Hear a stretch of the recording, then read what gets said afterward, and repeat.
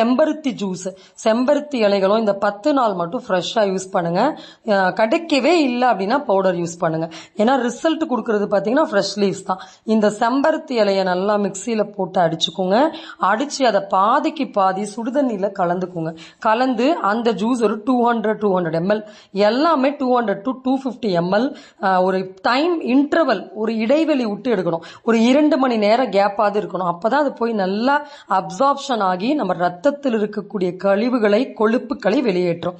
அடுத்து முக்கியமான ஒரு அருமையான வீட்டில் ரெடி பண்ணக்கூடிய ஒரு உணவுப் பொருளையே மருந்தாக மாற்றக்கூடிய ஒரு வித்தை.